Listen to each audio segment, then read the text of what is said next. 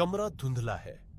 हवा में एक अनकही उम्मीद और एक भारी खामोशी घुली हुई है। तुम एक पुरानी नक्काशीदार कुर्सी पर बैठे हो जो किसी सिंहासन की तरह महसूस होती है, या शायद कटघरे की तरह। तुम्हारे सामने तुम्हारी प्रेमिका और उसकी सहेलियां। वो 3 हैं, लेकिन एक ही एस्टिटा की तरह लगती है। उनकी आंखें तुम पर टिकी है, मुस्कुरा रही है, पर उनकी मुस्कुराहटें उनकी आंखों तक नहीं पहुंचती। वो तुमसे सवाल पूछती है, हल्के फुल्के सवाल। तुम क्या करते हो, तुम्हें क्या पसंद है? लेकिन हर सवाल एक छिपा हुआ कांटा है, एक जांच है। तुम्हें लगता है कि यह एक आम बातचीत है, एक सामाजिक औपचारिकता। तुम गलत हो। यह मुलाकात नहीं है, यह तुम्हारा गुप्त ऑडिशन है। तुम्हारी हर हरकत, हर शब्द, हर मुस्कुराहट को परखा जा रहा है। वे तुम्हारी प्रतिक्रियाओं को नहीं, तुम्हारी आत्मा को तौल रही है। यह कोई इत्तेफाक नहीं, यह मनोविज्ञान है, गहरा आदिम मनोविज्ञान। यह एक सामाजिक सुरक्षा तंत्र है। इंसान हमेशा से कबीलों में रहा है, और हर कबीले का पहला नियम है, अपने लोगों की रक्षा करो।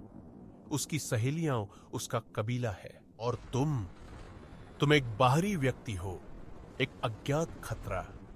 जब तक तुम खुद को साबित नहीं कर देते।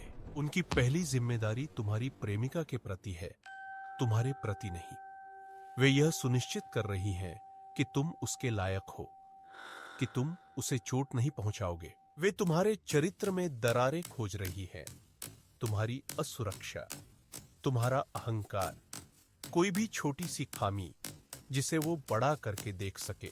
यह एक कॉन्शियंटे प्रक्रिया नहीं है, यह अवचेतन है, एक सहज वृत्ति।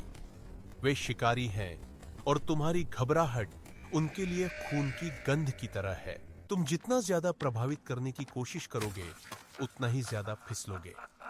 तुम्हारी कोशिश तुम्हारी असुरक्षा का सबूत बन जाती है। तुम एक मजाक सुनाते हो जो किसी को पसंद नहीं आता।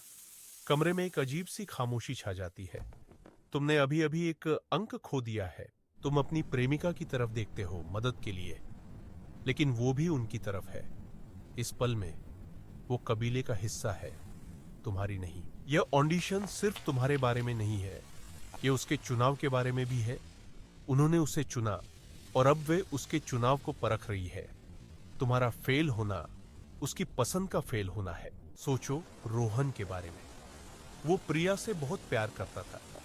प्रिया ने उसे अपनी सबसे अच्छी सहेलियों माया और सिमरन से मिलवाया। रोहन घबराया हुआ था, वो उन्हें इम्प्रेस करना चाहता था। उसने महंगे कपड़े पहने, सबसे अच्छी कहानियां तैयार की। उसने एक मुखौटा पहन लिया था। माया ने उसके काम के बारे में पूछा। रोहन ने बढ़ा चढ़ाकर बताया। उसने अपनी कामयाबियों को ऐसे पेश किया जैसे वो दुनिया बदल रहा हो। सिमरन ने उसके पिछले रिश्ते के बारे में पूछा, एक सीधा सवाल। रोहन ने अपनी एक्स गर्लफ्रेंड को विलेन बना दिया, सारी गलती उस पर डाल दी। उसने सोचा कि वो खुद को मजबूत और निर्दोष दिखा रहा है, लेकिन उन्होंने कुछ और देखा। उन्होंने एक ऐसे इंसान को देखा जो जिम्मेदारी नहीं ले सकता, जो सहानुभूति नहीं रखता। ऑडिशन उसी पल खत्म हो गया। रोहन को इसका एहसास भी नहीं हुआ। वो मुस्कुराता रहा और कहानियां सुनाता रहा। अगले कुछ हफ्तों में प्रिया बदलने लगी। वो दूर रहने लगी।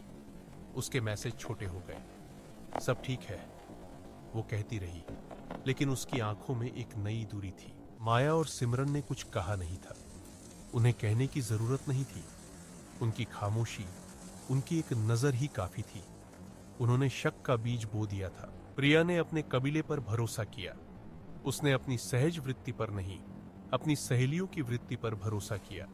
और रोहन बिना समझे खेल से बाहर हो गया। तो तुम क्या करते हो जब तुम उस कुर्सी पर बैठे हो और शिकारी तुम्हारी आत्मा को तौल रहे हैं? क्या तुम रोहन की तरह एक मुखौटा पहनते हो, या तुम कुछ और करते हो? सच तो यह है, इस ऑडिशन को जीतने का एकमात्र तरीका है इसे खेलने से इनकार कर देना। मुखौटा उतार दो, अपनी कमजोरियों को स्वीकार करो।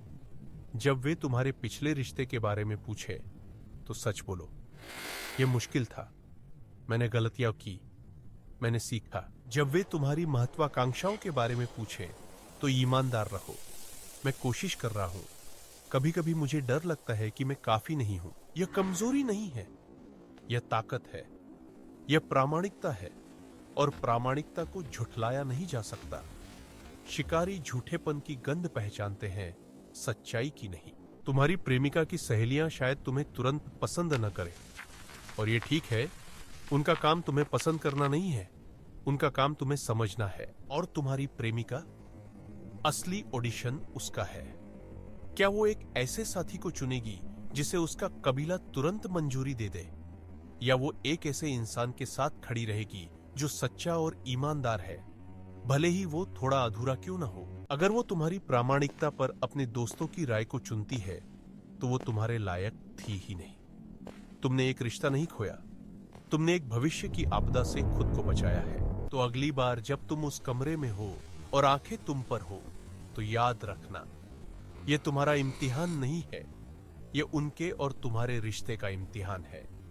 गहरी सांस लो, मुखौटा उतारो और उन्हें अपनी असली कहानी देखने दो।